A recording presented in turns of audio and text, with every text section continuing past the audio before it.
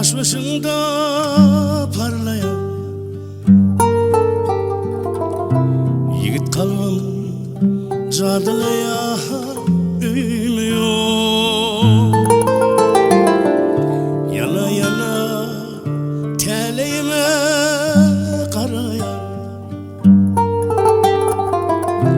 inni sana gülüm lelem demiyor.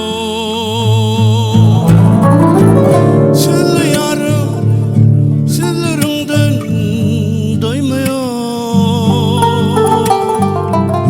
Gözle yarım gözlerimden doymuyor. İnni sana gülüm lelem demiyor. Bu dünyanı sensiz bana sevmiyor. Sevmiyor, sevmiyor, sevmiyor, sevmiyor. Aşk donumu tersleştin mi dünya? Yarımdın boş geçtin mi dünya? Ya da senin taş düştün mü ey Allah? İnni bana toylavasın giymiyor. Senle yarım sırlarımdan doymuyor. Gözle yarım gözlerimden doymuyor. İnni bana toylavasın giymiyor.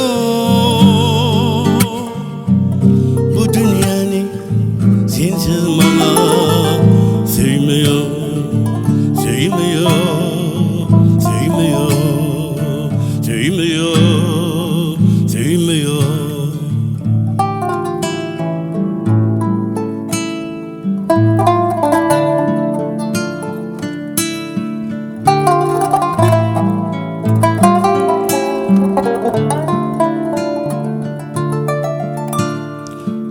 Sen ışkında ömür vakit pervana.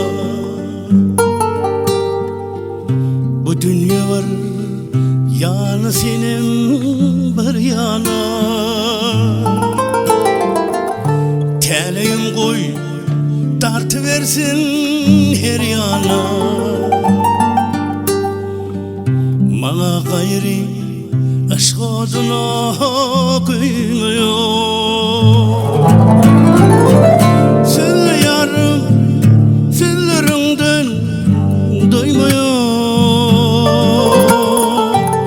Gözle yarım gözlerimden doymuyor. Bana gayri aşk oduna koymuyor. Bu dünyanı sensiz bana sevmiyor, sevmiyor, sevmiyor, sevmiyor, sevmiyor. Akbal sizi ayasına saklasın. Allah'ım sizi sayesinde saklasın. Her ne kısmet her yılgıya bakmasın. Dilinizi bana dilin koymuyor. Senle yarım sırlarımdan doymuyor. Gözle yarım gözlerimden doymuyor.